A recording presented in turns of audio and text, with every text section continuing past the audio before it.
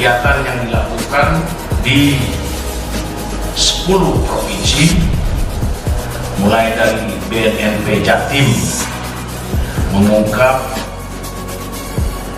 sebanyak 2,337 gram, kemudian BNNP Sumut dan barang bukti juga sebesar 2,053, jadi 2 kilo lebih. BNNP Sulsel juga mengungkap kasus di Sidrap itu sebesar 1,921 gram. Kemudian BNNP Kalsel juga melakukan operasi dengan melakukan penangkapan terhadap paket sabu. Kemudian BNNP Jateng baik yang melakukan operasi mandiri maupun bekerja sama dengan Bea Cukai juga melakukan penangkapan dan penyitaan sebesar 500 gram. Kemudian BNNP Sulawesi Tengah yang kalau minggu yang sebelumnya melakukan operasi juga, mereka juga melakukan operasi dengan menangkap ada tersangka, dan di antara tersangka itu 4, ada 1 PNS dengan 7 paket sabu. Kemudian BNNP Papua mengungkap kasus juga di Pantai Engros pada tanggal 23 Januari. Kemudian BNNP Banten juga jaringan Aceh Banten dari menyita 8 bungkus dengan berat total sekitar 1 kilo. Kemudian BNNP Sulbar mengungkap juga di Kabupaten Majene dengan barang bukti sabu dan 2 tersangka.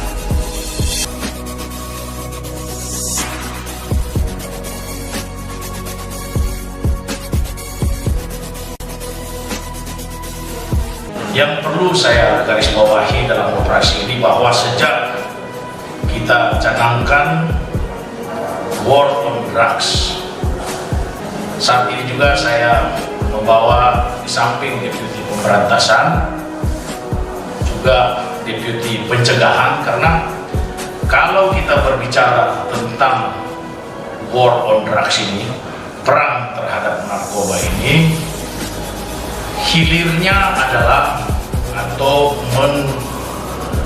mengeliminir daripada demand-nya adalah dengan memutus supply-nya. Perlu saya sampaikan kenapa kita harus lakukan ini secara terintegrasi.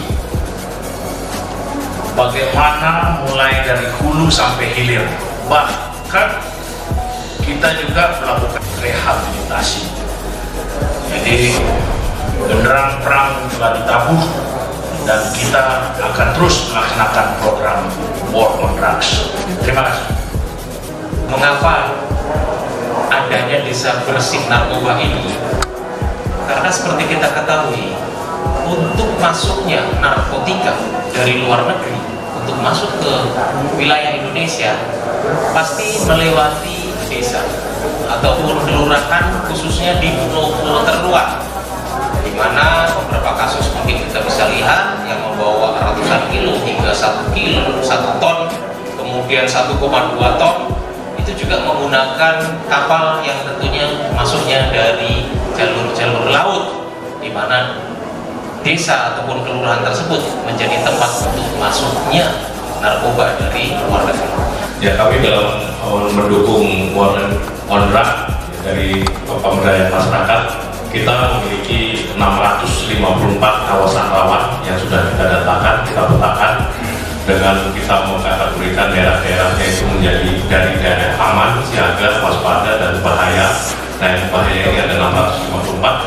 Kita bagaimana berusaha semaksimal mungkin untuk memberdayakan masyarakat di kawasan rawan tersebut dengan kegiatan-kegiatan intervensi kepada masyarakatnya, supaya masyarakat itu mau bergerak untuk empowering ya, kita mengusahakan mereka bergerak untuk mempengaruhi masyarakat yang lain supaya tidak menggunakan narkoba. Tadi disampaikan bahwa penanganan narkoba memang harus dari hulu ke hilir.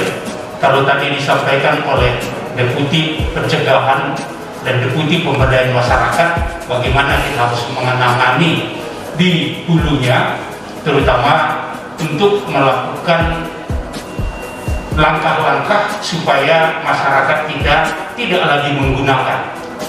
Karena kalau masyarakat kita masih tinggi permintaannya, otomatis sindikat-sindikat internasional dan sindikat lokal akan dengan senang hati mensuplai narkoba ke Indonesia.